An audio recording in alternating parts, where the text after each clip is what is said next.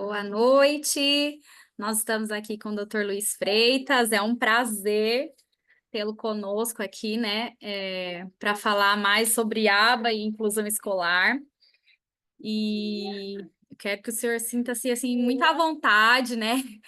Que o senhor se apresente, fique bem à vontade com a gente aqui. Somos professores e queremos saber mais, né, sobre a inclusão hoje em dia tão falada e tão difícil, né, de ser realizado. Meu filho está aqui reclamando, mas não reparem, não. Então, assim, é um prazer. Queria que o senhor se sentisse muito à vontade agora para falar conosco. Obrigado, Camila. Obrigado, Elisa, pelo convite. É, é um prazer estar aqui e eu espero poder acrescentar aí, contribuir, né, com vocês para a gente discutir um pouquinho esse assunto que eu adoro e tenho estudado já há um bom tempo. É, Bom, eu vou apresentar algumas coisas aqui. Essa é uma apresentação que eu montei para uma. E acho que talvez até um dos motivos de porque a Elisa falou assim: Ah, Luiz, vamos lá e tal. A gente já tinha conversado esse ano, alguns meses atrás, é, sobre esse grupo. Eu fiquei muito animado quando ela comentou comigo lá em março sobre esse grupo, que a gente se encontrou pessoalmente em São Paulo. E aí eu falei, poxa, que bacana, né? Assim, nós profissionais dessa área, né, de análise de comportamento aplicada, que trabalhamos com aba, a gente fica muito feliz quando a gente encontra parceria com pessoas de várias profissões, né? O nosso trabalho não acontece sozinho, né? Então, a gente fica sempre feliz quando a gente consegue estabelecer diálogo, né, com o pessoal da educação, com outras profissões da saúde também. Então, isso é muito bom. Essa apresentação aqui, ela começou numa atividade que foi um convite do Ministério Público do Estado aqui de Mato Grosso. Eles elaboraram um evento que aconteceu em junho, se eu não me engano, sobre inclusão, e aí eu falei, bom, então eles me chamaram para participar, eu montei essa apresentação. Foi uma apresentação mais, presencial, né? Ela não foi, ela até foi transmitida, mas era para um público diferente. Então, eu acho que aqui eu penso assim, a gente pode também, vocês podem, se quiser, se quiserem deixar aí perguntas ou anotar, guardar perguntas para a gente ir conversando. Eu vou seguir um pouco aqui no que eu planejei, mas a gente pode fazer algumas pausas. Mas seria legal a gente chegar aí na conclusão final aí, tá? Bom, como a gente estava comentando aqui rapidamente no começo, né, no bate-papo aqui, para quem chegou agora, claro que quando a gente fala de inclusão, a gente está falando, tem muita coisa para falar de inclusão e certamente a gente não vai dar conta de falar de tudo aqui, né? Mas a ideia é estabelecer esse paralelo, assim, para quem ainda tem dúvida de que a análise de comportamento aplicada, a aba, pode, né, e ser usada para inclusão, né, tem contribuições para a inclusão, o meu objetivo aqui hoje é tirar essa dúvida.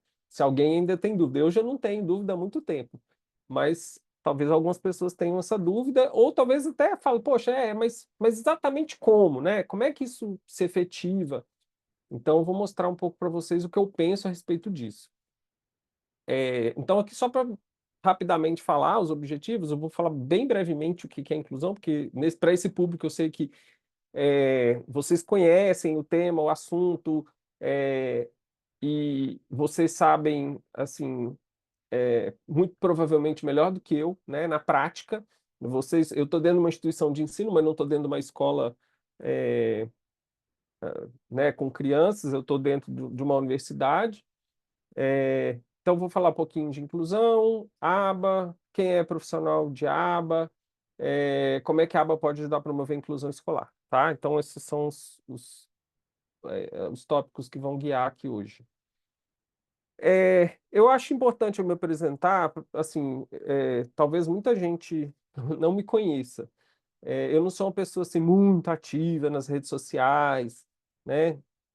Tem analistas do comportamento muito né, que fazem bastante sucesso no Instagram e que gravam vídeos e tudo. Não é muito, assim, o meu perfil, tá?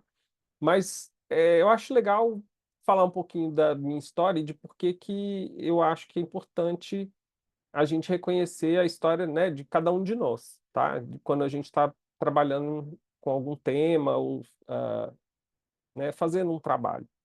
Então, assim, eu sou um profissional da psicologia, sou formado em psicologia na Universidade Federal de São João del Rei, sou mineiro,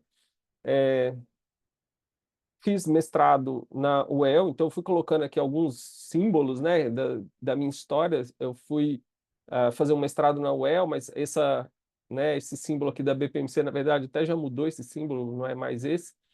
Mas é uma associação que reúne analistas do comportamento, é a associação mais antiga do Brasil, que reúne analistas do comportamento.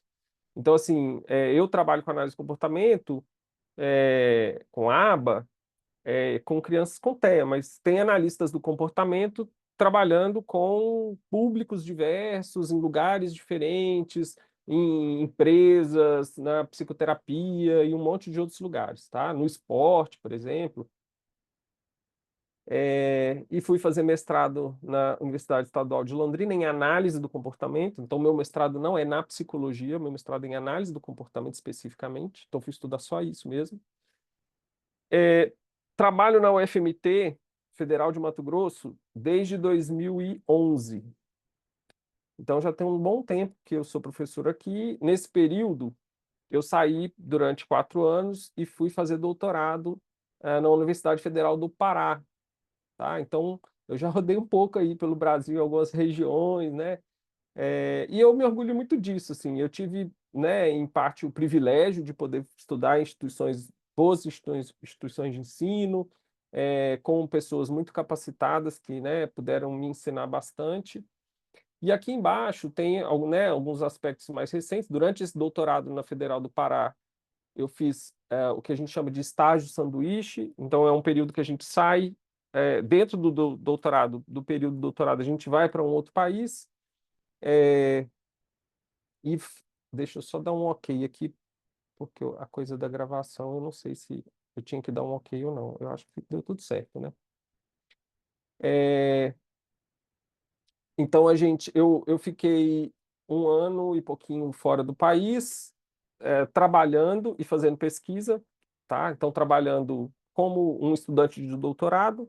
Então, eu fiquei em 2 instituições. Eu fiquei 1 ano nessa instituição que fica na Flórida, Florida Tech, e fiquei 2 meses num outro laboratório nessa instituição que chama TCU, que fica no estado do Texas, nos Estados Unidos. Então, também tive a oportunidade de, né, de interagir, de fazer pesquisa com pessoas de outros lugares e também de fazer trabalho clínico, o que para mim é muito bom, assim, foi muito enriquecedor, porque é uma realidade diferente da nossa, é um jeito diferente, é uma cultura diferente, mas a gente quem trabalha com aba, trabalha com aba, né? A gente trabalha com princípios do comportamento e eles são os mesmos aqui na China, nos Estados Unidos, no Japão, onde quer que seja, tá?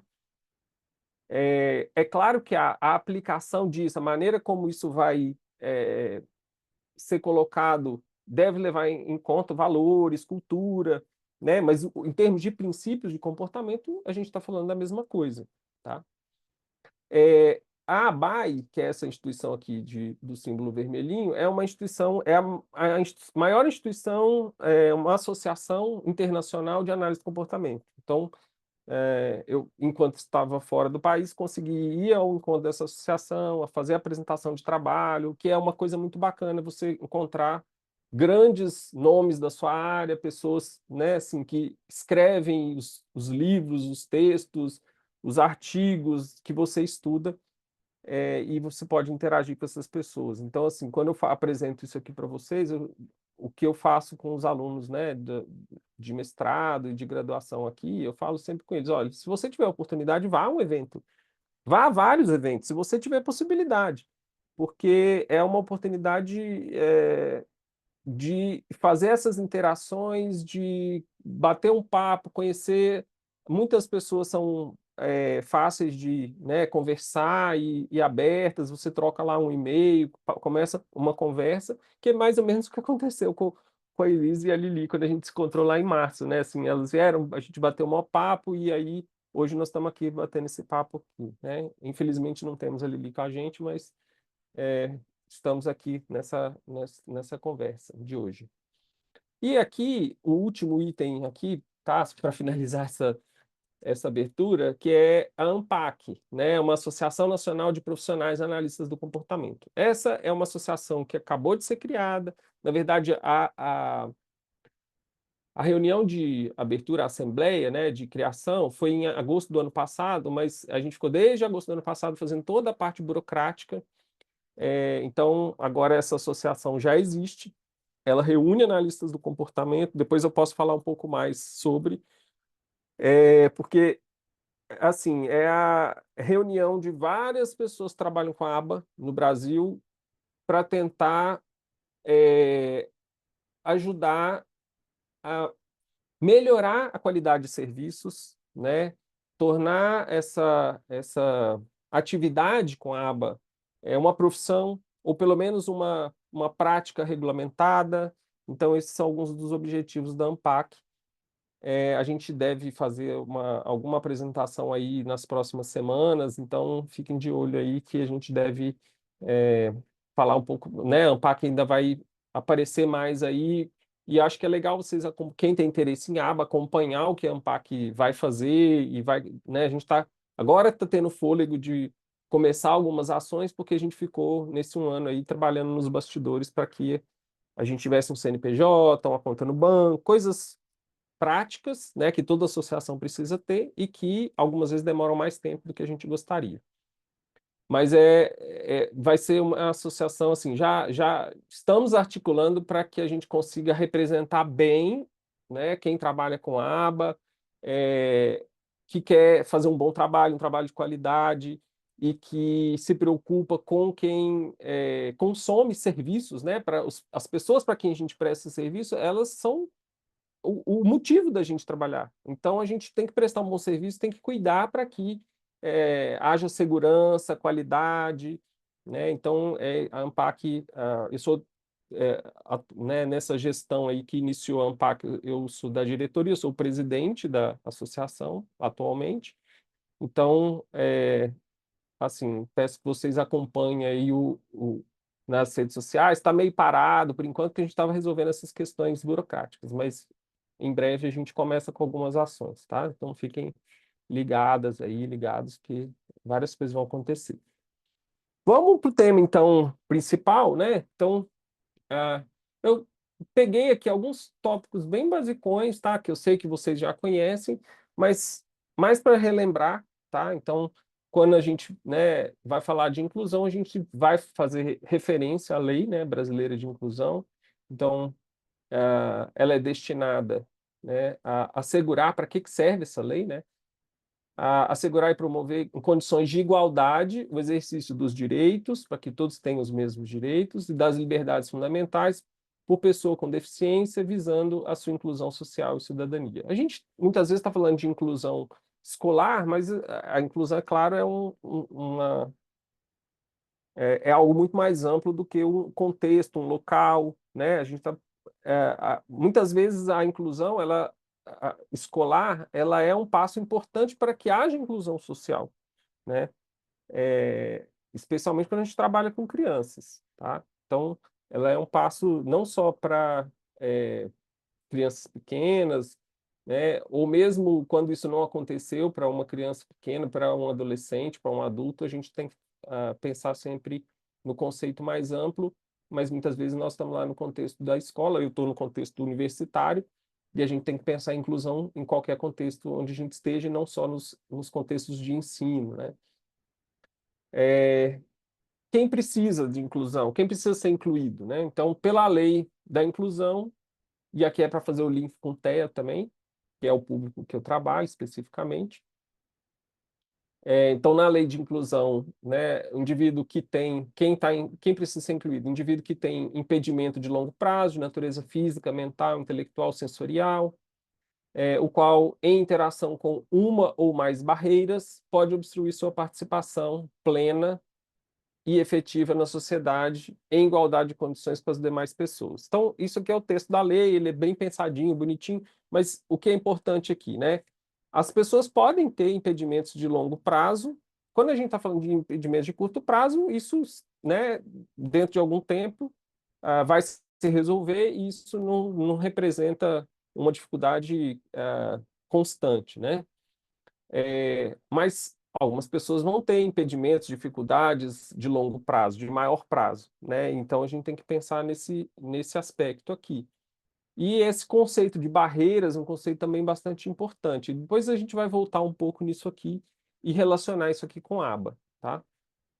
E aí, para todos os efeitos, né, na lei de 2012, 2764, a pessoa com TEA é considerada pessoa com deficiência para todos os efeitos legais. Há uma discussão muito grande, né, em torno disso, mas pensando para fins legais, para acesso a direitos, né, garantia de direitos, então considerou-se que a pessoa com TEA é considerada pessoa com deficiência, embora a discussão se TEA é deficiência ou não é deficiência, ela vai para outros rumos também, né? Então hoje a gente tem entendido não como deficiência, mas em algumas pessoas, né, algumas literaturas vão tratar como neurodiversidade, então não é deficiência, nós estamos falando de neurodiversidade. É, mas há uma discussão, isso não há um consenso sobre isso. Mas para fins legais, sim, é importante a gente ter alguma segurança de que a gente consiga, ou pelo menos a gente acha que é segurança, mas nem sempre é, né? Nada está garantido no nosso país, infelizmente. A gente gostaria que estivesse, mas assim, o que a gente as vitórias, né, que a gente foi observando de 2012 para cá, 2012 eu já trabalhava nessa área, então para mim, é, assim, quando essa lei foi promulgada, a gente, poxa, que legal, olha que avanço e tal. Aí quando a gente chega em 2024, a gente fala, nossa, tem muita coisa para melhorar, né? Mas temos que reconhecer que a visibilidade das pessoas com TEA, né, aumentou muito. Então as discussões acontecem, está na mídia. Claro que vai ter, né, gente com posições diversas, e agora essa briga, né, para a gente conseguir fazer as discussões, né, e ter avanços, e as pessoas têm noções diferentes do que é avanço, o que é retrocesso em tudo, né? Então, não é só com TEA.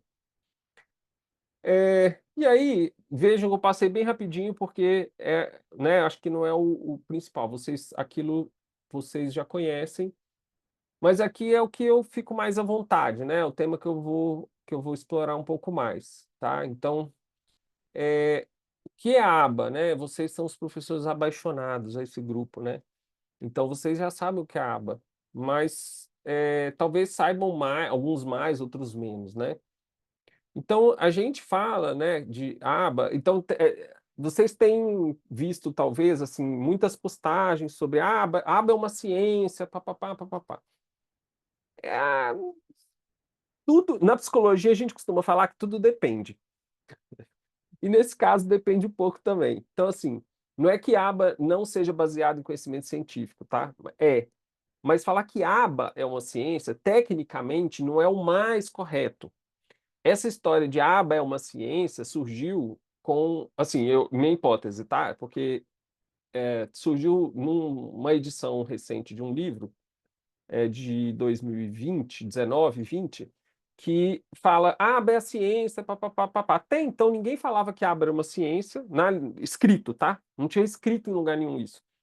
E todos os textos que a gente pega, né, de análise de comportamento, vão dizer o seguinte, que a ciência é a análise do comportamento, não é a análise do comportamento aplicada. A aplicação, a aba, né, ela é uma dimensão da análise do comportamento. É a parte da pesquisa que quer desenvolver procedimentos para a aplicação.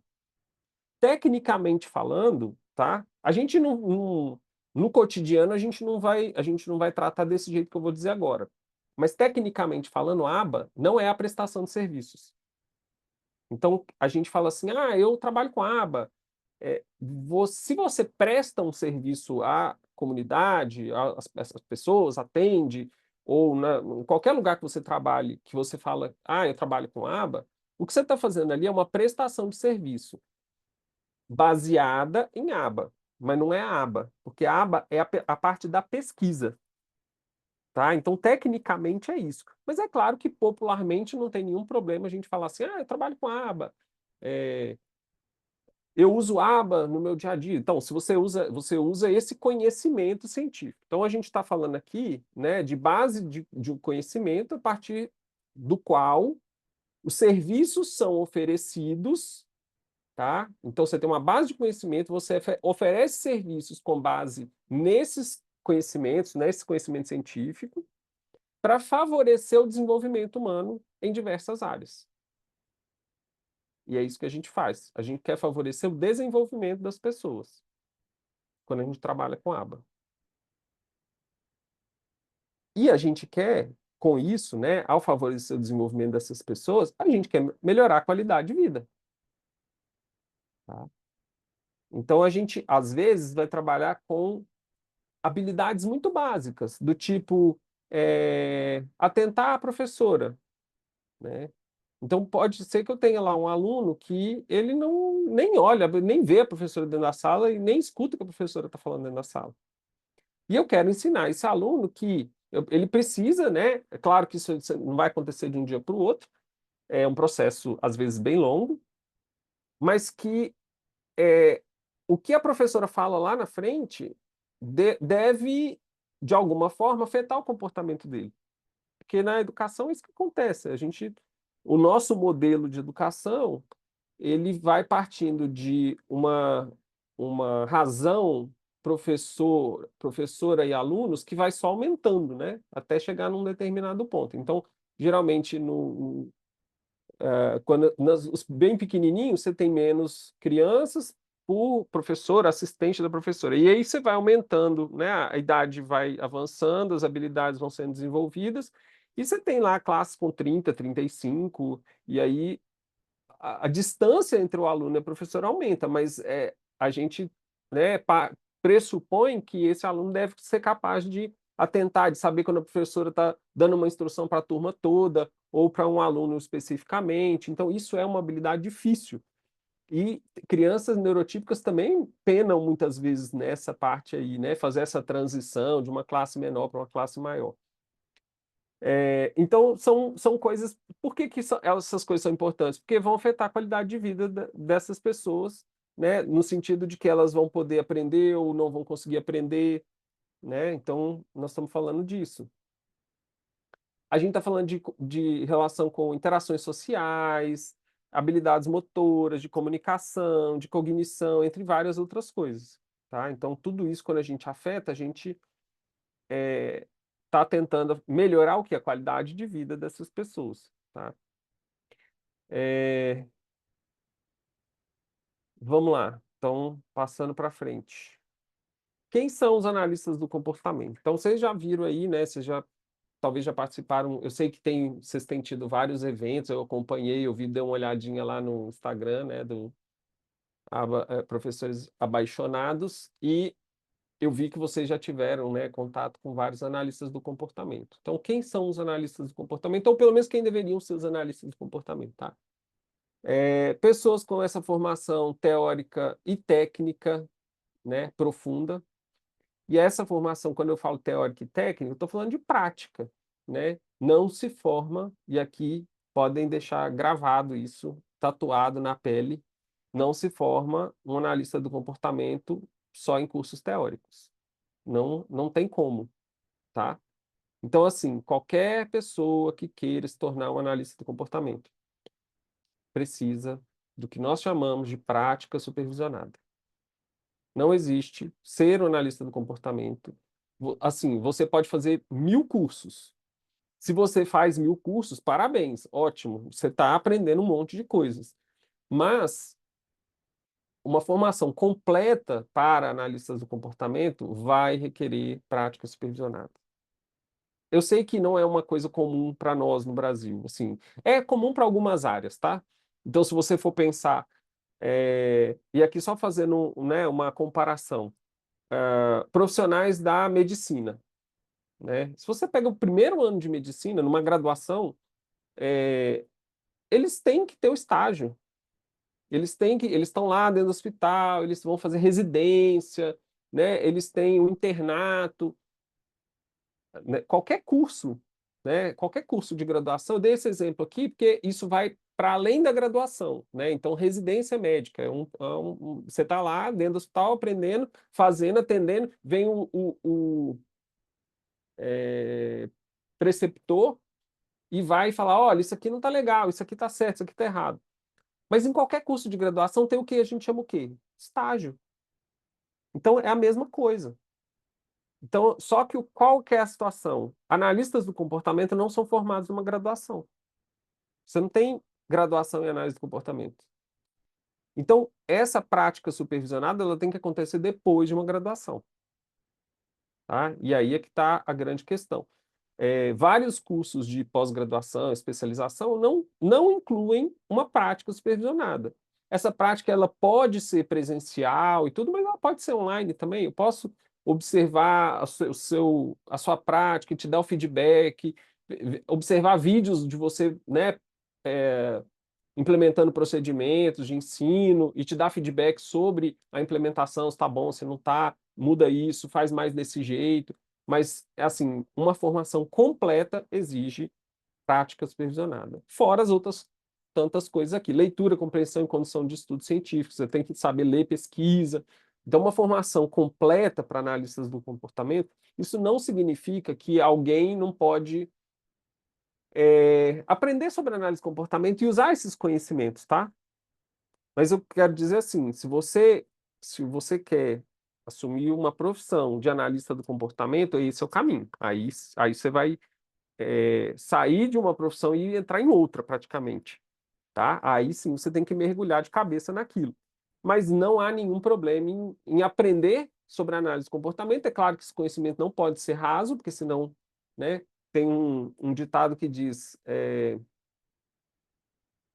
será que eu vou lembrar do ditado agora? Conhecimento é uma coisa perigosa. Beba profundamente ou nem prove. É uma frase, tá? Então, pouco conhecimento pode ser mais perigoso do que nenhum conhecimento. Eu sou uma pessoa que adora ditados populares, tá? E já vou jogar mais um aqui para vocês. Quando a gente sabe um pouquinho sobre análise, por exemplo, eu aprendi lá o que é reforço, né? Ah, eu aprendi o que é reforço. Ah, eu vejo reforço em todo lugar. O mundo vira reforço.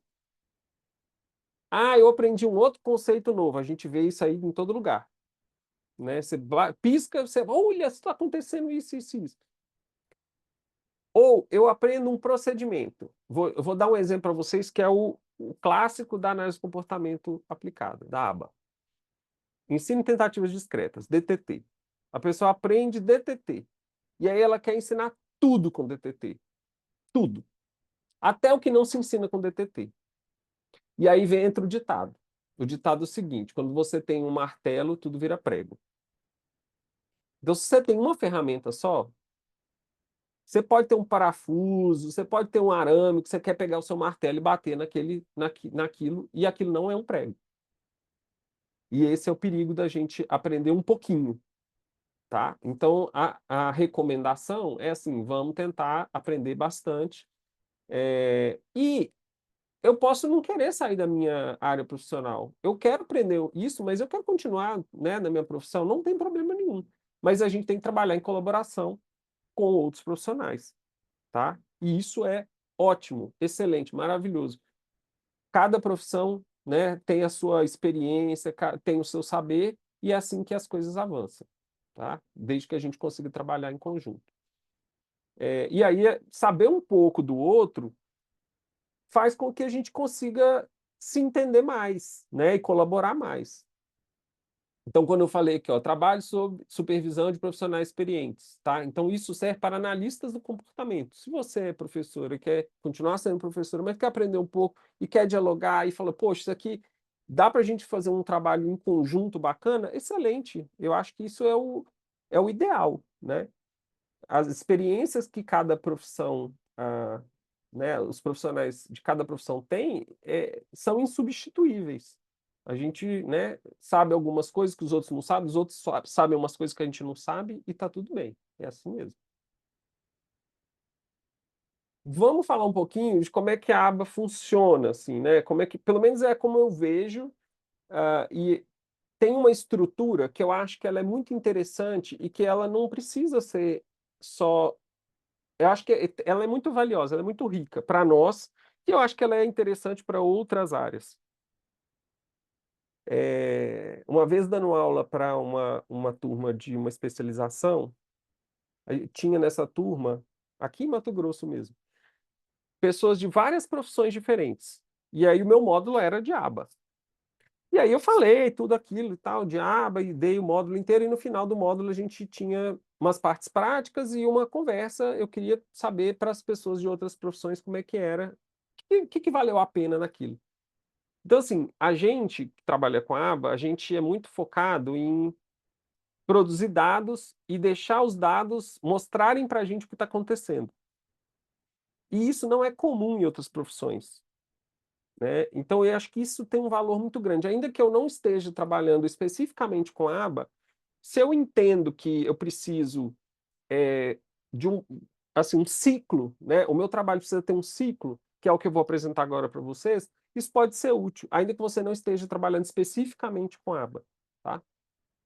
Então, a gente começa fazendo o que a gente chama de avaliação de habilidades atuais do indivíduo, do meu aluno ou da minha aluna, tá? Então, pode ser criança, adolescente, adulto, em diversos contextos, e eu preciso identificar pontos fortes. Eu não preciso identificar só habilidades que precisam ser desenvolvidas. Eu devo identificar pontos fortes, tá? Isso me ajuda, porque é de onde eu vou sair. Eu vou partir do quê? Eu preciso ter um ponto de partida, um início, e esses pontos fortes é que vão me ajudar a falar, essas habilidades aqui vão ser importantes para eu ensinar isso aqui, ensinar aquilo outro. Então, essa visão de que o analista do comportamento está sempre procurando as falhas, as dificuldades, os pontos fracos, isso não é verdade. A gente tem que encontrar onde tem lacunas, às vezes, né? O desenvolvimento, ele não acontece de forma linear, tá? O desenvolvimento infantil, por exemplo, não acontece de forma linear. Tem lacunas. Às vezes era para eu ter aprendido uma coisa, eu não aprendi, isso vai ter implicações lá na frente. E aí a gente tem que identificar essas lacunas, né? E essas habilidades precisam ser desenvolvidas. Com o objetivo do quê? De tornar esse indivíduo mais independente e dar maior qualidade de vida para ele. Esse é sempre o nosso objetivo principal. Ok. Então, esse é o passo número 1. Vamos para o passo número 2. Então, são selecionados objetivos de curto, médio e longo prazo. Eu não preciso só saber o que eu vou ensinar amanhã para esse aluno. Eu preciso saber o que eu vou ensinar amanhã, depois que ele aprender isso, eu vou ensinar o quê? Eu preciso ter um plano, né? É, isso, para nós analistas do comportamento, é muito claro que a gente precisa fazer isso em acordo com a família e com o próprio aluno, se for possível, né? Então, quando a gente que trabalha com análise de comportamento aplicada faz lá um plano de intervenção, que a gente chama, a gente vai fazer a avaliação toda, vai elaborar um plano com base naquilo que a gente identificou, e a gente vai sentar com a família e mostrar o plano que a gente fez, mas ele não está terminado. Aquilo que a gente apresenta é uma proposta. Olha só, a gente identificou isso e isso, e a gente pensou que seria importante ensinar isso e isso. O que que você acha? A família pode falar assim: beleza, eu acho que tá ok. Acabou? Não. Eu falo, mas e aí? Você acha que alguma dessas coisas é prioritária para você? É mais importante do que outras? Aí a família, tem isso aqui, parece que é mais importante. E disso tudo aqui, tem alguma coisa que você acha que é muito importante e eu não incluí? Porque pode ser que seja mais importante um monte de coisa que não está aqui e eu não identifiquei. Então, essa conversa com a família, ela é essencial. Por quê? Porque é quando a família percebe que o seu objetivo não é só fazer o trabalho. Você está preocupado com aquele indivíduo que está ali na sua frente. E isso faz toda a diferença. Então, você está dizendo, olha, eu estou disposto a fazer o meu melhor para ajudar essa pessoa, dentro do que eu posso considerar que é necessário e do que você pode considerar que é necessário. E nós vamos chegar a um acordo. Vai ter situações em que a família vai falar assim, e já passei por isso. A família fala assim: "Ah, eu queria que o meu filho aprendesse a ler". E às vezes a gente vai falar assim: "Olha, mas ainda não dá para a gente ensinar ter esse objetivo como objetivo de curto prazo". A gente pode colocar esse objetivo como médio prazo, longo prazo. Por quê? Porque para agora ele ainda tem que aprender um monte de coisas para a gente conseguir, que ele consiga ler, né. Então, nem sempre é possível atender o que a família pede, mas isso tem que ser conversado, né, e a gente vai explicar, isso vai ser explicado por que que dá, por que que não dá. "Olha, a gente não estava pensando nessa direção, mas a gente pode trabalhar os pré-requisitos para chegar nessa habilidade aqui". E a gente vai incluir outras áreas que na educação nem sempre elas aparecem, né, como autocuidado, comunicação, interações sociais, ou elas aparecem de forma tangencial, né. Muitas vezes a gente vê, em contextos de educação, as pessoas focando muito mais em conteúdos, hã, né, tem que ensinar isso, tem que ensinar aquilo, mas algumas vezes o que o indivíduo precisa é melhorar a comunicação, melhorar as interações sociais. Isso não acontece de graça, né, digamos assim, isso não acontece sem algum esforço para algumas pessoas, né, então às vezes vai demandar um esforço nosso grande. O terceiro ponto aqui, né, nesse ciclo, então são definidos procedimentos de ensino, eu selecionei primeiro os objetivos, agora eu seleciono os procedimentos de ensino e a forma de monitoramento do aprendizado. Veja, é bem sistemático. A gente é bem sistemático, analista do comportamento. E aí a gente também estabelece o que a gente chama de critérios de domínio para cada habilidade. Que eu preciso, antes de começar a ensinar, falar assim: quando que eu vou dizer que esse aluno aprendeu? Senão a gente começa a ver o seguinte, vocês já devem ter visto isso, eu espero que não, mas eu tenho certeza que sim.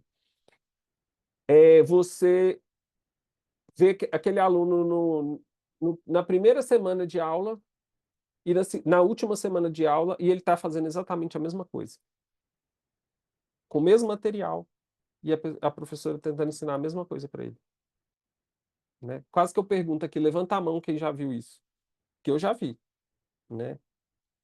Então, assim, ou seria mais fácil: "Levanta a mão quem nunca viu isso", né.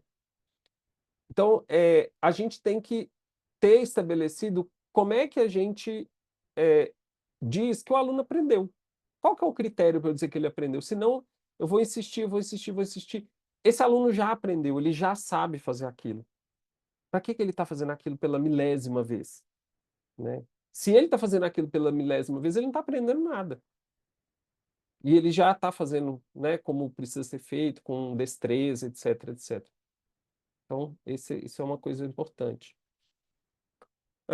O quarto ponto aqui, o profissional ensina usando procedimentos e estratégias baseados em pesquisas científicas. Isso é um valor para nós, né. Então, para ser analista do comportamento, a gente tem que aprender a ler pesquisa científica, interpretar e conseguir ver se aquelas pesquisas, aquele procedimento é viável para a pessoa com quem eu estou trabalhando. Nem sempre é. Ou precisa ser adaptado para aquele aluno, ou aqui no caso a gente às vezes chama de cliente, né, na clínica. Então, eu preciso ver se esse procedimento cabe do jeito que ele está, ou se eu preciso fazer alguma modificação. Hoje a gente tem um conjunto de procedimentos bem estabelecido para ensinar muitas habilidades, então a gente tem a literatura é muito ampla, e isso faz com que a gente precise aprender a buscar muito a pesquisa, né, fazer boas buscas, porque tem muita literatura, tem muito artigo, tem muita coisa boa e também tem algumas coisas bem ruins que eu não recomendaria, né. Pesquisa Quando a gente fala em pesquisa científica, a gente não está falando que é tudo bom não, tem umas coisas que não são boas. Eh, e aí uma vez que esses objetivos que a gente trabalhou, tal, são alcançados, porque a gente está monitorando, novos objetivos podem ser propostos quando necessário. Porque pode ser que para aquela habilidade eu cheguei num ponto que, beleza, ó, era isso que eu precisava, esse aluno já aprendeu, agora vamos pensar em outras coisas. E esse ritmo de avanço, ele é individualizado. Não existe, né, a gente falar, os dois aprenderam, né, o ritmo do aprendizado dos alunos é semelhante, então eu posso ir mudando os objetivos para todos. Não é assim que funciona para nós, tá? As habilidades do aluno são reavaliadas periodicamente para verificar o sucesso do trabalho. Se o trabalho está indo bem, beleza. Se não está, a gente tem que saber que não está indo bem e ver onde está o problema, né? Não é fingir que está dando, indo tudo bem, está dando tudo certo, é voltar e reavaliar. A gente pode reavaliar os objetivos, pode ser que eu escolhi objetivos que não são realistas para aquele indivíduo, ou pode ser que os procedimentos não são bons, não estão ajudando, né, o meu aluno a aprender. E havendo avanço, eu posso estabelecer novos objetivos. Não havendo avanço, eu vou reavaliar, eu vou mudar o objetivo, eu vou mudar o procedimento, eu preciso decidir o que que vai ser feito, mas eu preciso ter dados para olhar e dizer, está funcionando ou não está funcionando. Ou, às vezes, a gente vê, por exemplo, o avanço, né, a progressão do aprendizado do aluno não é muito rápida, ela é lenta. E isso pode ter a ver com dificuldades que esse indivíduo tem mas eu estou vendo que ele está avançando mesmo com as dificuldades, né, que ele tem, mas também pode ter a ver com o procedimento que eu estou usando. Então, às vezes, a gente testa um outro procedimento e fala, será que ele vai aprender melhor se eu mudar o procedimento? E às vezes funciona e às vezes não funciona. Tá? Bom, uma outra. Até aqui eu estava falando muito sobre desenvolvimento de habilidades, né? Ensinar coisas novas, ampliar o que a gente chama de repertório comportamental, o tanto de coisa que essa pessoa é capaz de fazer, e às vezes até habilidades que a gente chama de habilidades de aprendiz, né? Para que ele possa aprender quando ninguém está tentando ensinar nada, que isso é a coisa mais maravilhosa do mundo. Quando a gente vê, por exemplo, na comunicação isso acontecer, a gente vê, nossa, essa semana parece que é, um jeito comum de falar assim, destravou, né, a fala, né? Isso é muito lindo, a gente fica muito feliz. Mas não é que destravou nada, né? É que é, você conseguiu desenvolver um repertório de aprendiz que quando ninguém está tentando ensinar nada para essa criança está aprendendo. Que é o que acontece com muita criança neurotípica. Então, essa criança começa a estar mais atenta ao que está acontecendo ao redor e ela começa a aprender, aprender, aprender, aprender. E isso é maravilhoso. E a gente trabalha para chegar nesse ponto e passar desse ponto e ir lá na frente. Mas existe uma outra parte, né, do nosso trabalho que tem a ver com comportamentos interferentes.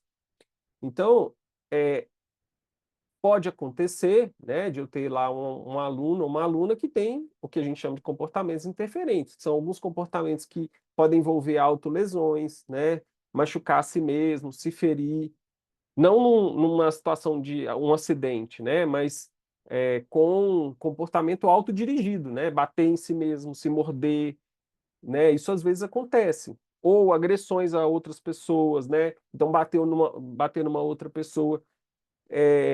Isso pode ser bastante perigoso, né? Destruição de objetos, fugas de situações de ensino. É claro que a gente não está falando que aqui crianças com TEF são agressivas, não estou dizendo isso não, tá? Inclusive a gente vê esses comportamentos aqui em crianças neurotípicas também. Isso não é exclusividade de criança com TEF.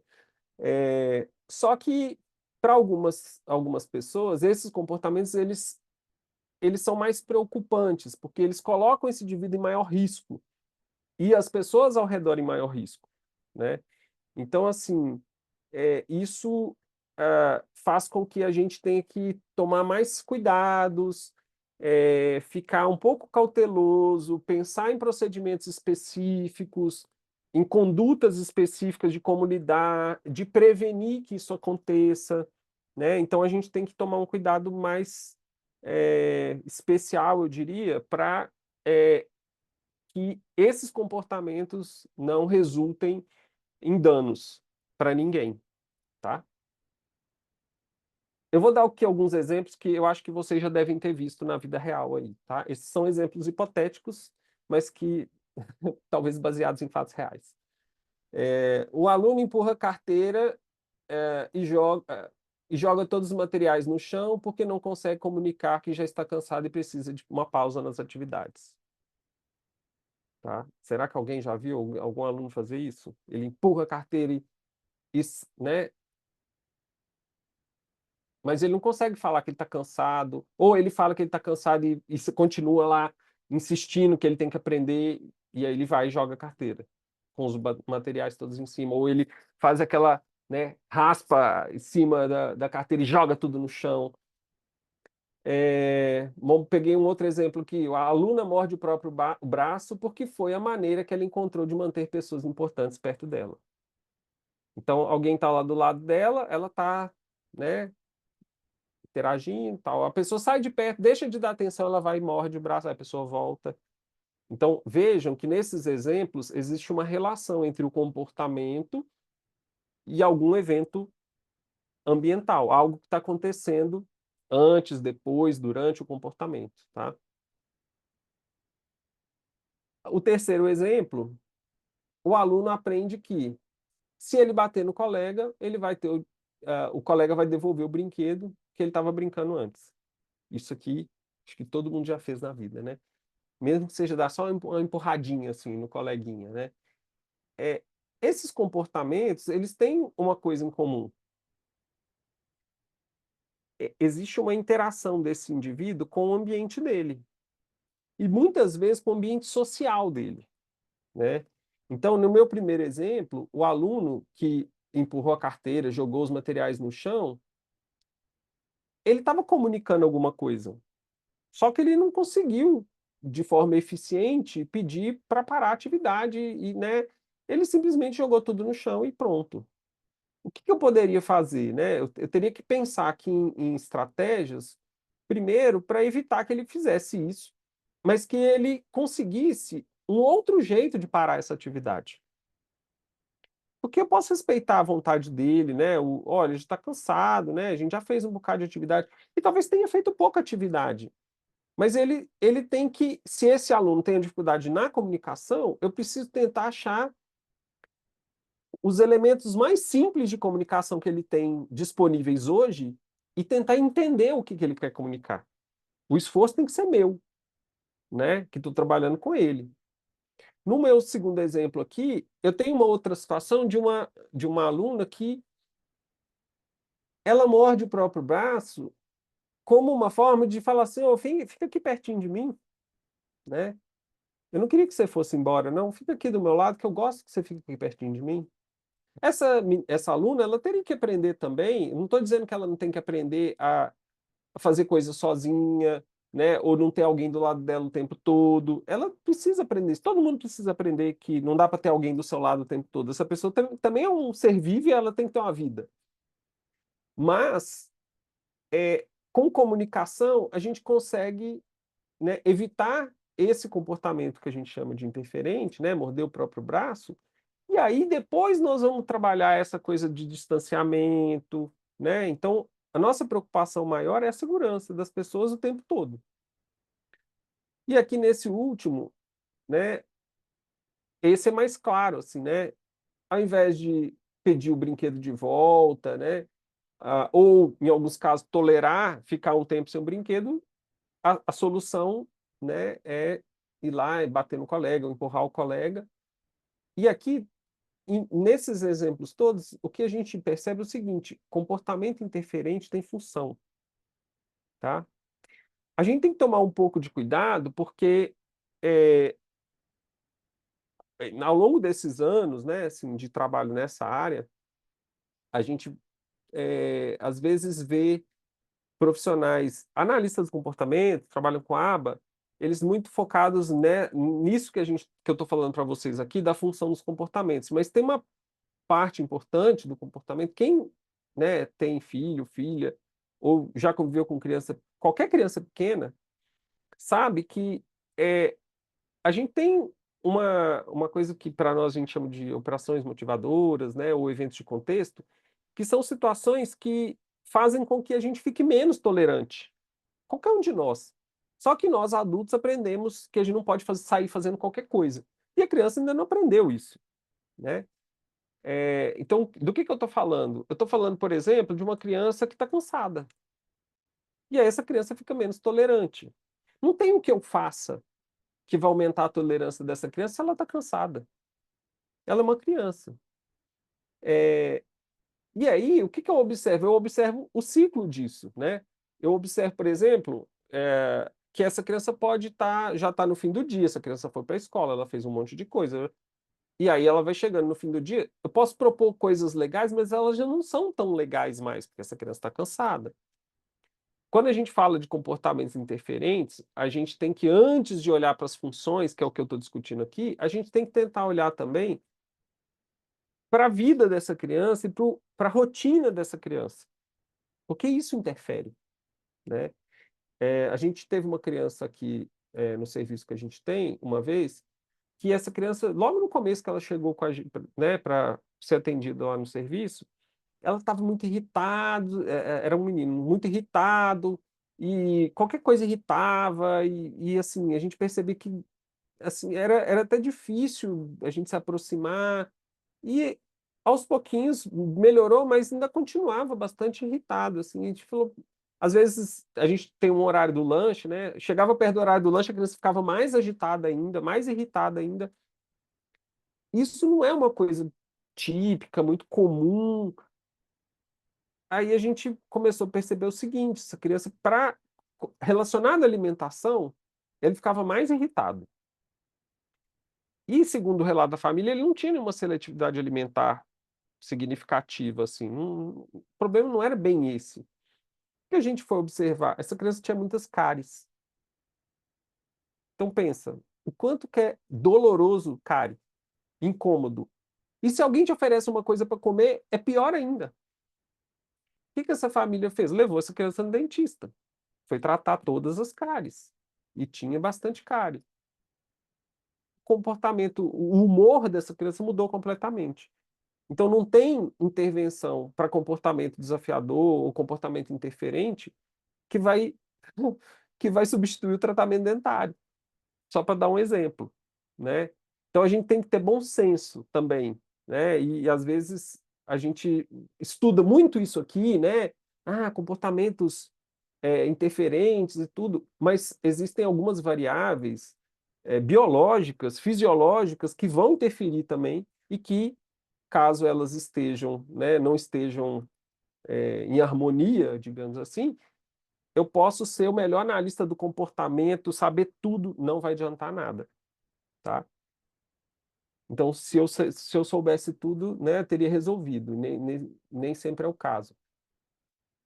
Então, aqui, né, para dizer para vocês que a aba pode ajudar, né? Pode ajudar muito em várias dessas coisas, né? A gente pode contribuir para reduzir comportamentos que são perigosos, que são socialmente problemáticos, difíceis, que podem, às vezes, impedir o acesso ou dificultar o acesso a contextos sociais que são muito importantes e significativos. E aqui eu trago uns exemplos também de alguns termos que eu não sei se vocês conhecem, tá? Mas que são estratégias que não são novas na literatura, né? Não são nem um pouco novas, e que a gente no Brasil ainda fala pouco, discute pouco, né? Mesmo quando a gente fala de aba, a gente vê pouco isso. Então, suporte comportamental positivo é uma coisa importante, uma estratégia que pode ajudar muito. Eu coloquei eu não vou explicar cada um desses detalhadamente, mas eu coloquei aqui para vocês terem ideia de que a gente fala muito de aba, né? A aba cresceu muito no Brasil, mas a gente ainda tem muita coisa para aprender. E tem muita coisa importante que já acontece. Intervenção mediada por pares é uma estratégia muito legal. Já tem algumas pesquisas no Brasil. A gente fez uma pesquisa aqui em Cuiabá alguns anos atrás, já tem 10 anos quase, eu acho. Tem uns 8 anos que a gente publicou o artigo, mas de lá para cá também eu já vi outras pesquisas. Tem o pessoal da Universidade Federal de Santa Maria, lá do Carlos Schmitt também, que tem pesquisas com intervenção mediada por pares. Intervenções de classe inteira. A gente não vê isso muito aqui no Brasil. ensino de precisão para melhorar a fluência, né, para algumas habilidades. Isso a gente também vê muito pouco aqui. Então, só para dizer para vocês que a gente, né, tem tentado trazer mais intervenções, procedimentos, mais conhecimento, mas ainda tem muita coisa, né, para ser feita. Aqui eu trouxe só para exemplificar para vocês, né, essa relação entre a aba e a Lei Brasileira de Inclusão, né? Na lei tem a definição de alguns termos. E por que que eu acho que a aba tem tudo a ver com inclusão? Então eu peguei lá o texto da lei e eu fui lendo e pensando assim, eu como analista do comportamento, onde que eu acho que eu posso ajudar muito? Eu nem marquei todos, tá? Só coloquei aqui algumas coisas. Quando a gente fala de tecnologia assistiva e ajuda técnica, estratégias, práticas e serviços que objetivem promover a funcionalidade. Isso a gente pode fazer, tá? Autonomia, independência, qualidade de vida e inclusão social. Tudo a ver com o que a gente faz. Porque se eu ajudo esse indivíduo a desenvolver habilidades que vão ajudar ele no dia a dia dele, funcionalidade, independência, autonomia, qualidade de vida, tudo isso vai ser afetado. Quando a gente fala de barreiras, lembra que eu falei lá atrás de barreiras? Então, barreiras nas comunicações e na informação. Entrave, obstáculo, isso é a definição, né? Entrave, obstáculo, atitude ou comportamento que dificulte ou impossibilite a expressão ou recebimento de mensagens e de informações por intermédio de sistemas de comunicação e tecnologia da informação. Quando a gente está trabalhando com a aba, a gente muitas vezes está trabalhando, especialmente para quem tem poucas habilidades de comunicação, ainda está, né, começando, tem só habilidades muito básicas, a gente quer o quê? Trabalhar nesse obstáculo aqui, nessa barreira, que é a comunicação. Eu sempre, quando eu penso em comunicação, eu sempre penso o seguinte, se você, né, sente, tem necessidades, né, qualquer pessoa, né, nessa situação, que e se alguém coloca lá uma fita adesiva na sua boca, você não consegue falar mais, você não fala Libras, né? Você não consegue se comunicar em Libras, e aí? Ou lá, né, amarra sua mão, você não consegue fazer nada. Como é que... Pensa na dificuldade que é, na angústia que é você precisar fazer as coisas, precisar das pessoas e não conseguir se comunicar. Então é quando a gente se coloca no lugar do outro que as coisas começam a fazer mais sentido, né? E aí é que a gente vê a importância que a gente não tem que, assim, tem que olhar para os objetivos, né, de ensino, pensando no que é mais importante para aquela pessoa, não aquilo que eu sei fazer melhor, mas é o que é importante para aquela pessoa com quem eu estou trabalhando, né? No caso aí, na educação, os alunos que a gente acompanha.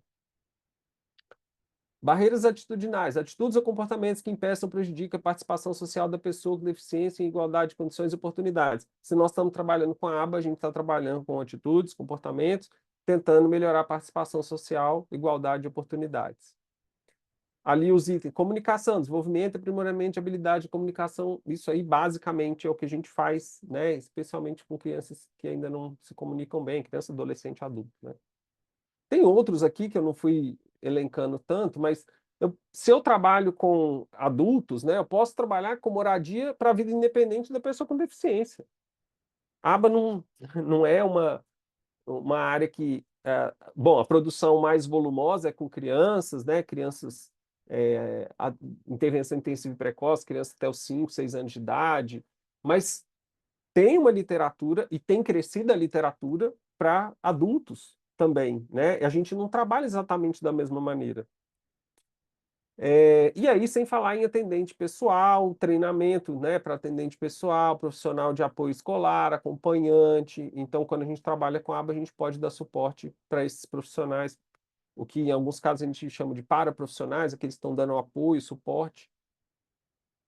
E aqui eu trouxe alguns outros itens, né, da lei, mas pensando o quê? Que a aba pode contribuir para o desenvolvimento de potencialidades, talentos, habilidades e aptidões físicas, cognitivas, sensoriais, psicossociais, atitudinais, profissionais e artísticas que contribuam para a conquista de autonomia da pessoa com deficiência e de sua participação social em igualdade de condições e oportunidades com as demais pessoas. claro que um analista do comportamento não faz isso sozinho, mas a gente pode compor uma equipe para alcançar, né, esses objetivos aqui, desenvolver essas potencialidades, talentos e habilidades. A aba pode ajudar pessoas com TEA a alcançar o máximo desenvolvimento possível de seus talentos e habilidades físicas, sensoriais, intelectuais, sociais, segundo suas características e respeitando suas características, tá? Principalmente, interesses e necessidades de aprendizagem. E aqui eu enfatizei, né, essa parte de segundo suas características, interesses e necessidades, porque né, algumas pessoas não desconhecem o que é a análise do comportamento atual, né? Que a gente e talvez ela seja muito diferente do que a gente tinha 40 anos atrás. E é muito diferente. Mas muita gente faz críticas à análise do comportamento aplicada, à aba, com base no que se fazia 40 anos atrás, né? O que se fazia 40 anos atrás muitas vezes não vai encher a gente de orgulho. E, na verdade, a gente muitas vezes fica preocupado e triste de que a história tenha sido essa em alguns casos, né? Mas de lá para cá muita coisa mudou. Então, assim, só, né, quem pega os textos atuais de análise do comportamento aplicada, e vários artigos têm saído nessa direção, né? Qual a importância de você considerar os valores da família, os valores do cliente, né, na definição de procedimentos, na seleção de objetivos. Então, mas tem algumas pessoas que acho que meio, né, não sei se por equívoco ou intencionalmente, né, ou por desconhecimento aí, acham que isso não existe, né, mas existe. E aí, em resumo, né, na minha conclusão aqui, do que eu planejei falar para vocês, a aba pode contribuir para a inclusão escolar, por quê? Porque ela desenvolve habilidades que favorecem a independência e a dignidade e a qualidade de vida, tá? Dispõe de procedimentos de ensino que são eficazes. Eles são eficazes o tempo todo, a qualquer momento? Não. Mas se eles não forem eficazes, porque nós monitoramos o que nós estamos fazendo, a gente vai identificar que alguma coisa não está funcionando e a gente tem chance de corrigir o percurso. E aí, por isso, a gente monitora para otimizar o aprendizado. A gente quer que o aprendizado aconteça da melhor forma possível, no ritmo de cada um, mas da melhor forma possível. E trabalha de forma objetiva sem perder de vista os valores éticos e humanos. Tá? E aqui uma brincadeirinha para vocês, né? Eu acho que é o seguinte, uma vez que a aba entrar na escola, ninguém mais vai querer que ela saia. Porque acho que a gente tem muito a oferecer, né? A gente tem, pode ajudar muito. E depois que a ajuda acontece, né? E o trabalho em conjunto acontece, isso impacta, né?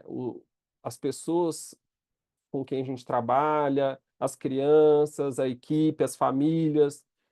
Ninguém mais vai querer, né, voltar atrás, tá? Não significa, ao dizer isso, eu não estou dizendo que é perfeito, é um mundo lindo, maravilhoso. Não, né? Tem dificuldades, a gente pode errar no percurso, e errar humano, mas a gente tem que se esforçar para fazer o melhor trabalho possível, né? E corrigir os erros no percurso, tá? E aí, com isso, eu encerro o que eu planejei falar aqui, né, de conteúdos. Eu coloquei aqui, se você não estiver assistindo pelo celular, você consegue usar esse QR Code ali, se não, você não consegue. Mas aí tem o meu e-mail, né, institucional da universidade, se você quiser falar comigo, pode mandar um e-mail. Ali tem o Instagram também, e tem as duas logos aqui, né, dos projetos que a gente tem na universidade. Então, o PIPA é um projeto que é um programa de intervenção precoce para autistas. A gente atende crianças de 2 a 6 anos de idade na universidade, tá? É um serviço que funciona dentro da clínica escola, do curso de psicologia. Então, os alunos de psicologia do último ano atendem as crianças Participam também, como coordenadoras desse serviço, as mestrandas de psicologia, e eu supervisiono o trabalho dessa turma toda aí.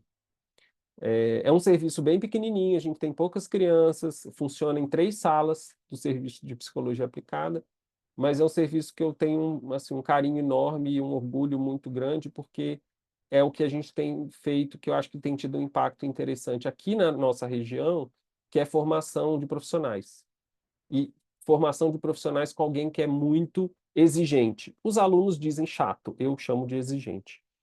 E eles sabem disso, né? Então, os meus ex-alunos também, muitas vezes, falam assim, o Luiz é muito chato, e eu sei que se ele botar lá, né, a cara dele, é porque ele está querendo que aquilo seja uma coisa muito boa, o melhor possível. E é verdade, assim, eu zelo muito para que a gente faça um bom trabalho. A gente não faz um trabalho perfeito, eu tenho certeza disso, mas a gente faz o melhor que a gente pode com os recursos que a gente tem. E a gente quer sempre melhorar, né? A gente está sempre visando melhorias. Esse outro projeto aqui, que é o Aba Liberta, tá no Instagram também. Esse já é um projeto que tem uma amplitude maior, né? Então, o que foi feito, né?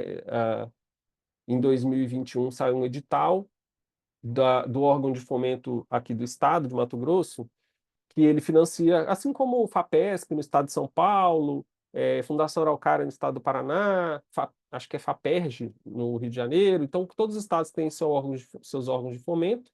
Aqui é a FAPEMAT. Eu enviei um projeto, né, com a ideia de criar um curso online assíncrono, no formato que a gente chama de MOOC, MOOC, que é aquele formato de curso que você vai avançando no seu próprio ritmo, sem ter um tutor ali do seu lado, que era o que eu queria mesmo, e ele é um curso que a gente chama de técnica e análise de comportamento aplicada. Esse é um curso estimado em 40 horas. Algumas pessoas talvez façam um pouco mais, um pouco menos, mas ele é estimado mais ou menos 40 horas. O currículo desse curso é baseado é, numa certificação internacional, que é do QABA.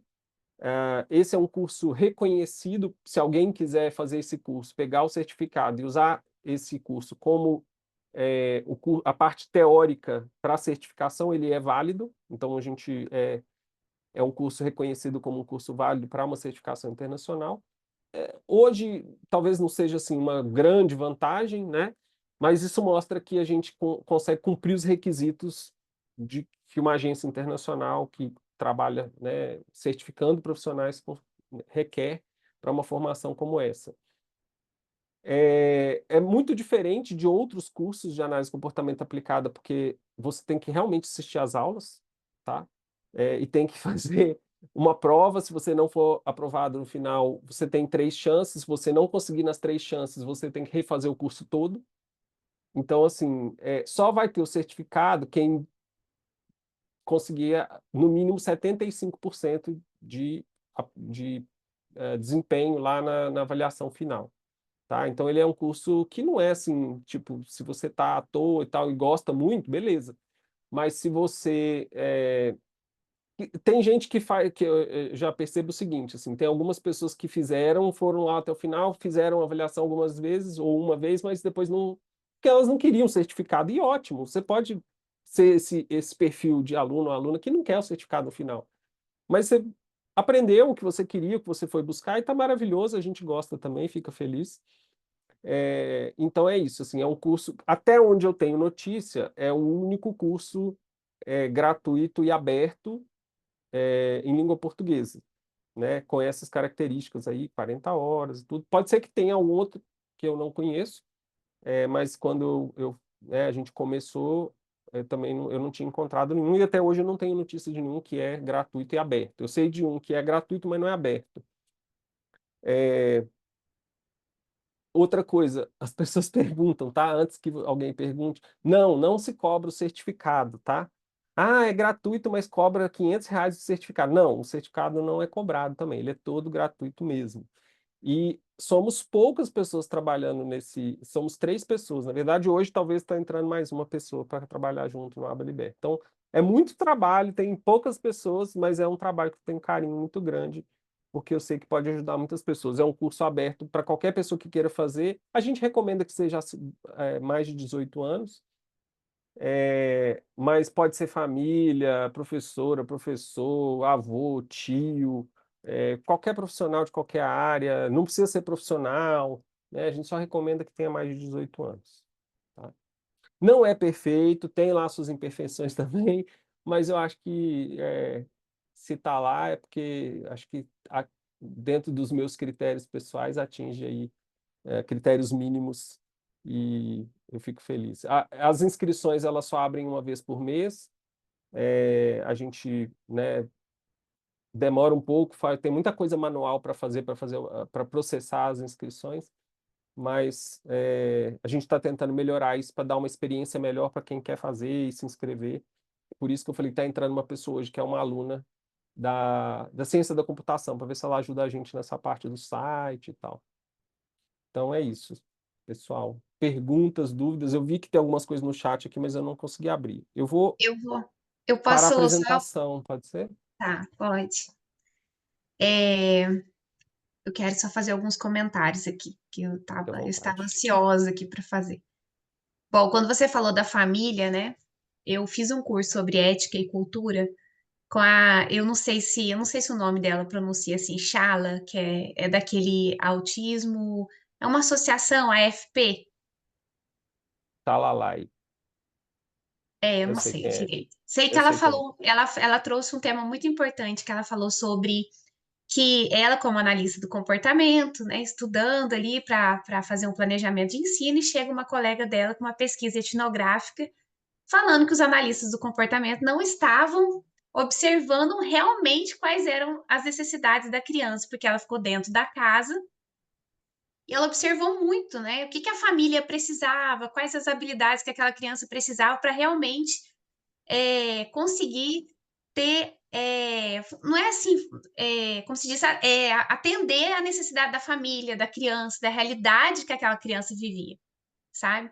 Então, quando você falou da família, achei muito importante, né?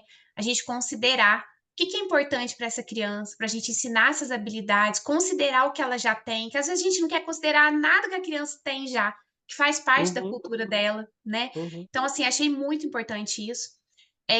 Tem várias perguntas aqui, eu quero até elogiar aqui, que eu convidei tem várias pessoas aqui que trabalham na rede municipal da cidade, e tem Legal. uma moça que trabalha na rede municipal, na área de educação especial, que é a Ana Cristina. Estou super feliz dela estar Ótimo. participando aqui hoje, porque esse conteúdo, né, vai favorecer aí a cidade inteira, para ela estar perguntando do curso, como que se inscreve. Ah, ela colocou um coraçãozinho aí. Uhum. E é difícil, viu, Ana? Porque tem que ser no dia primeiro. Geralmente tem 3.000 inscrições no dia. Então, nós vamos melhorar isso aí. Estamos trabalhando. Não sei se já para setembro a gente consegue melhorar essa experiência, mas a gente não tem recursos, tá? Esse é um dos problemas. A gente não pode pagar uma pessoa, a gente não tem dinheiro. O projeto começou financiado, mas acabou o prazo do projeto. A gente usou uma parte do recurso, não usou tudo, devolveu uma parte.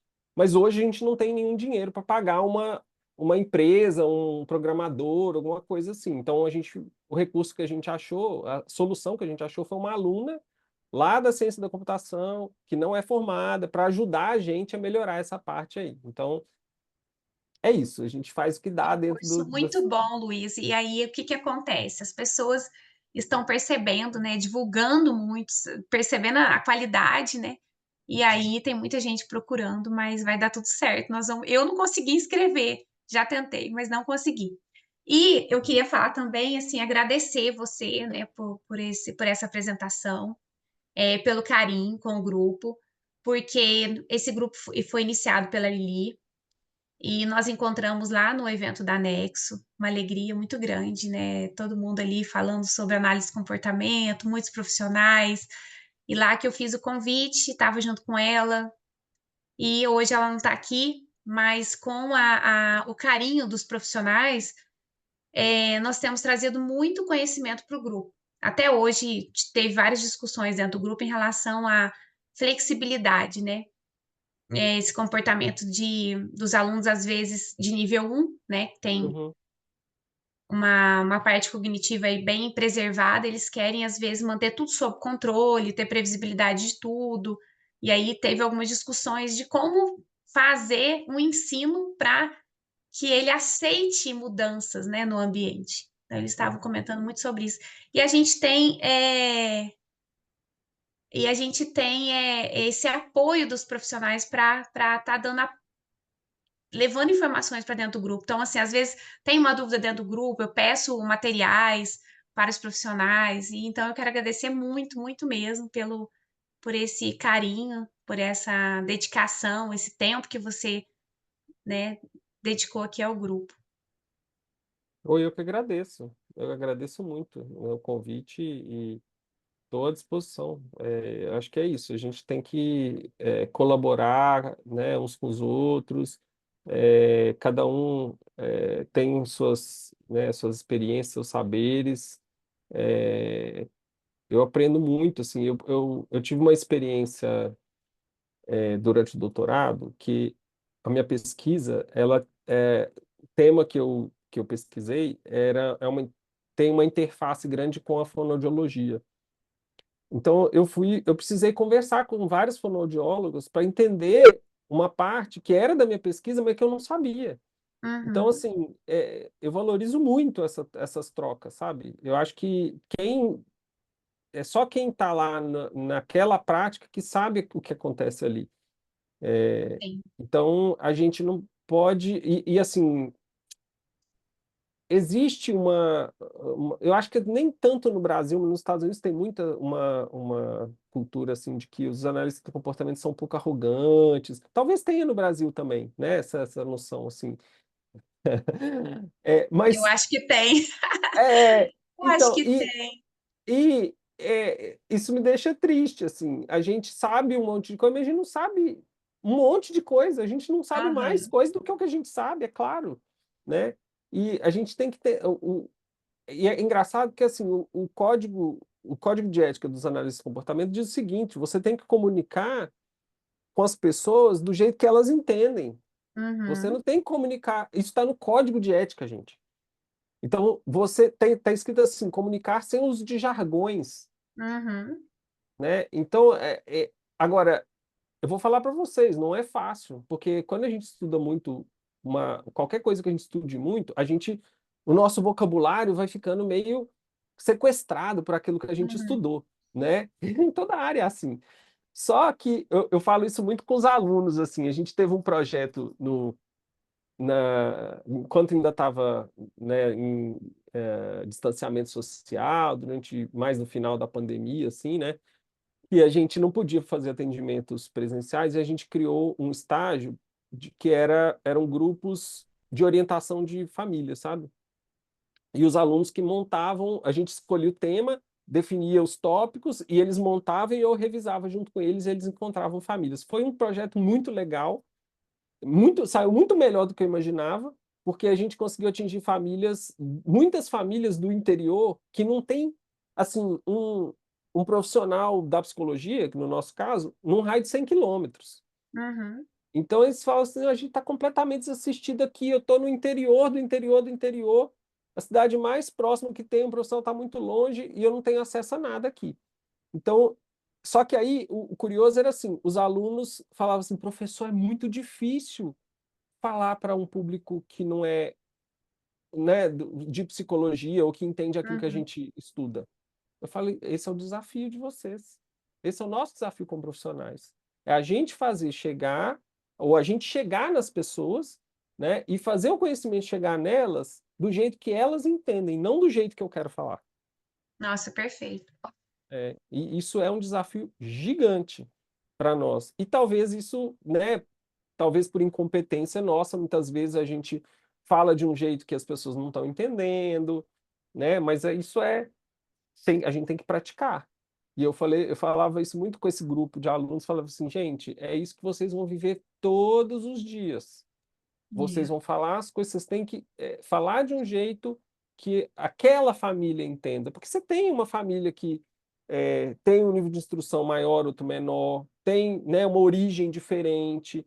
O que você estava falando, Elisa, sobre o que a Xalalai apresentou, se não me engano, é um termo que é um pouco recente para nós na análise de comportamento, mas que eu acho que é interessante falar se alguém quiser buscar sobre esse tema, que a gente chama de humildade cultural, É isso mesmo. Uhum. não é?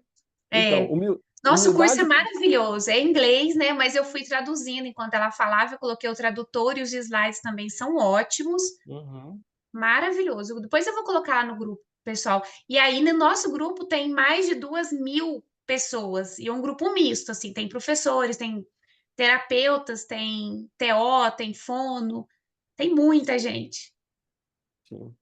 Então, é isso, a gente cria as comunidades, né, assim, para que a gente se apoie, e que bom que vocês conseguiram criar uma comunidade que se apoia, porque a gente não está nesse mundo sozinho, né, e eu não quero estar nesse mundo sozinho de jeito nenhum, gosto muito de interagir, de bater papo, de conversar.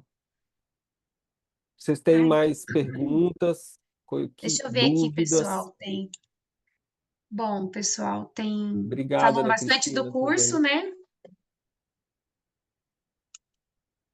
Deixa eu ver também aqui.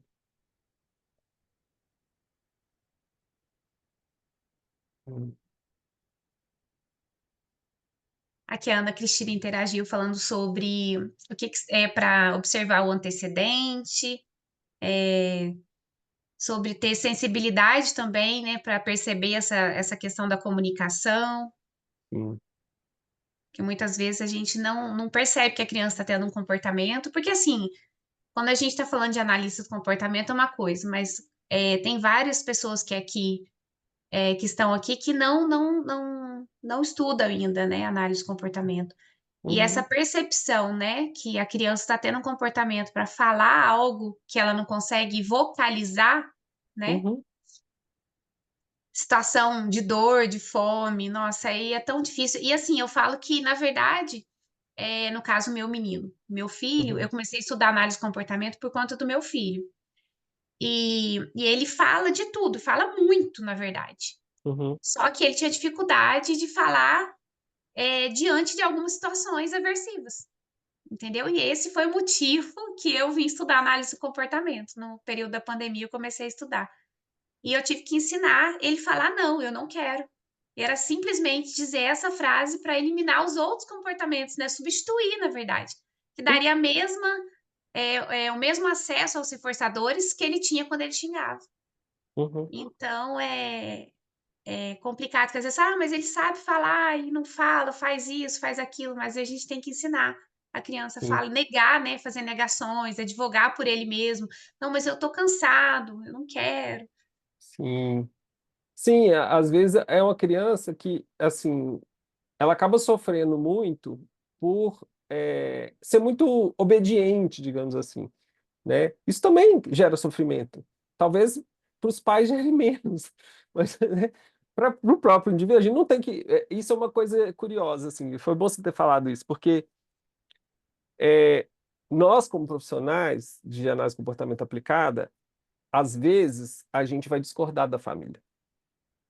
Por quê? Porque a gente advoga em favor do cliente, que muitas vezes é a criança, ou é o adolescente, e às vezes a gente vai discordar da família, porque a gente sabe que há situações, né, e isso não é com qualquer família, não é com todas as famílias, mas há situações em que a gente percebe que a família, ela, até por questões próprias da mãe, do pai, da cuidadora, do cuidador, não consegue mantém uma certa dependência, sabe? Então, às vezes, a gente vai ter que sentar e ter uma conversa honesta e dizer assim, olha, desse jeito, o que é importante para o seu filho ou para sua filha não vai acontecer, que é ter mais autonomia, né? Então, há situações em que a criança ser muito obediente para os pais é ótimo, mas para ele é sofrido, e ele vai ser obediente, às vezes, de forma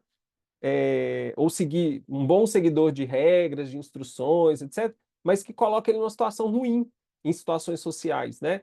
Então, não é raro a gente ver casos. Eu não trabalho muito com crianças mais do que 6 anos, assim, não é muito o meu público, mas eu já vi várias situações em que a situação de necessidade de intervenção é porque os colegas na escola falam para o aluno fazer coisas que são transgressões às regras da escola e o aluno vai lá e faz. A criança vai lá e faz. Por quê? Porque ela é seguidora de regras. Mesmo sabendo que aquilo é uma transgressão a uma regra da escola, né? Está quebrando uma regra, ele vai lá e faz. Por quê? Porque o colega falou para ele fazer. Então, ingenuamente, ele não consegue perceber que aquilo vai gerar um problema para ele depois.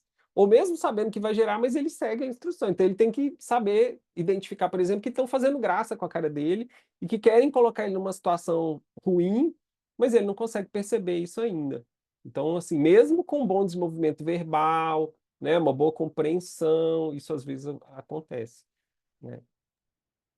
A Eu tô Vanessa vendo quer que. fazer. Isso, Vanessa está com a mão levantada aí. Fica à vontade, Vanessa. Não deu o seu microfone? Agora deu. Agora foi. Boa noite, prof. Tudo bem? Boa noite, tudo bem? Gratidão por essa partilha aí. Eu sou de Porto Alegre, do Rio Grande do Sul. Talvez já o meu tom de voz já deu para avisar. E eu também sou uma mulher autista de uma família que não restou ninguém, só não tem diagnóstico, literalmente, quem não quer. Né? E tem um filho adulto também autismo. Mas hoje a minha fala e a minha pergunta é o único pedido mesmo, né? Até em função de horário. Aqui em Porto Alegre, no Rio Grande do Sul, eu trabalho em escolas e no atendimento educacional especializado, né?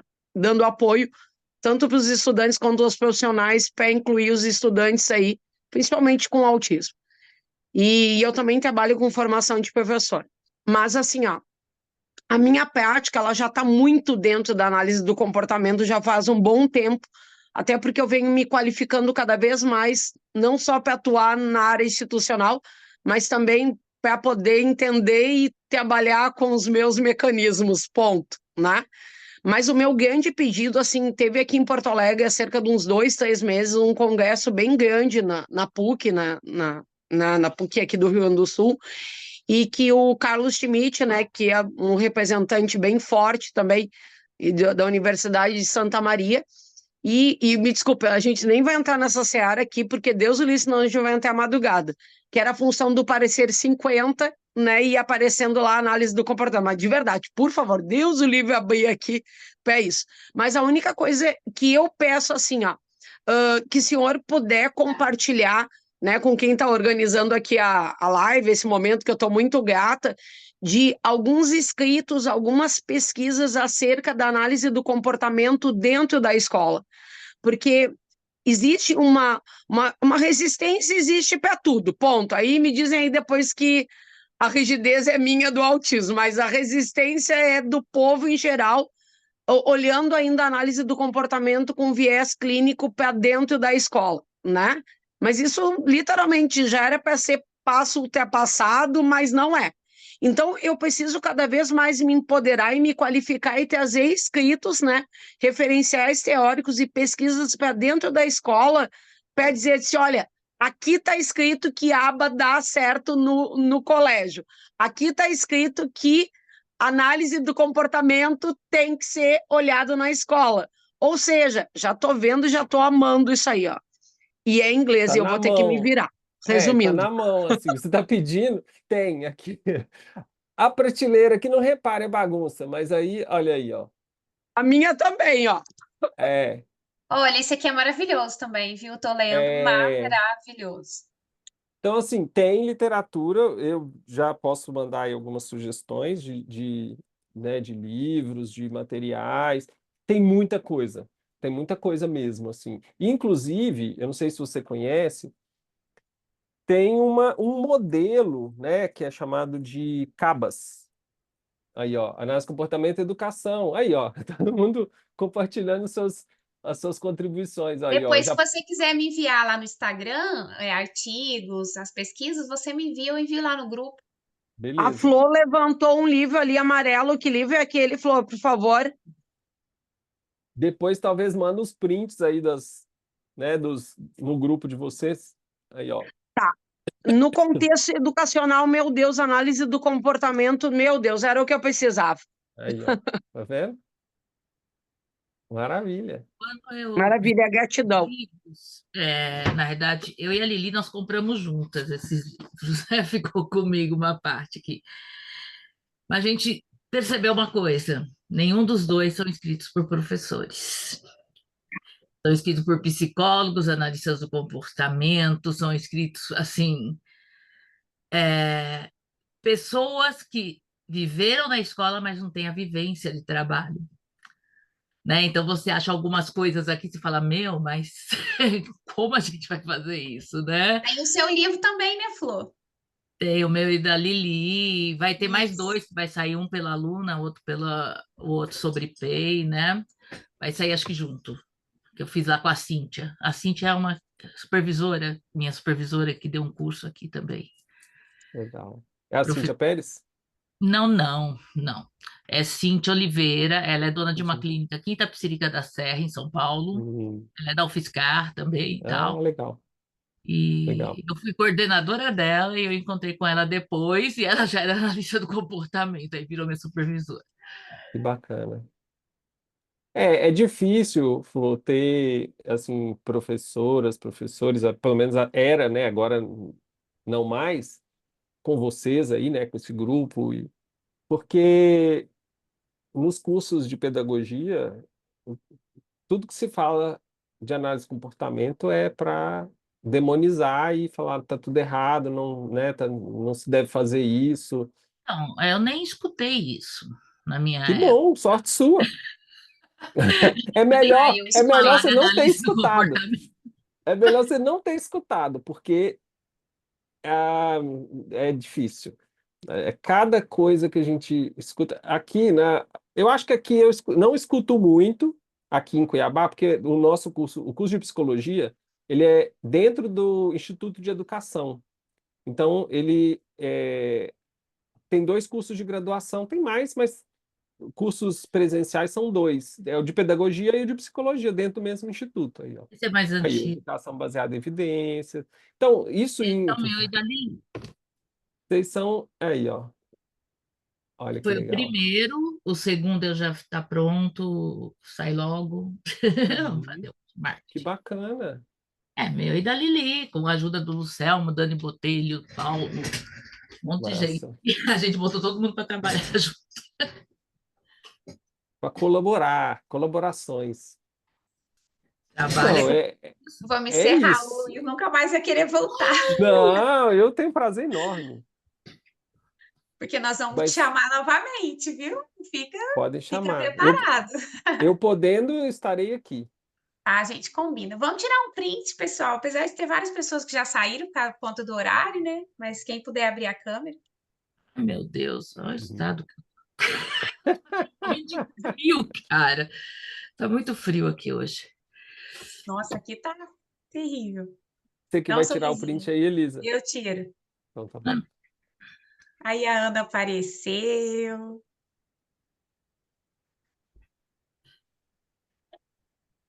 Aí tirei, vou colar lá no grupo.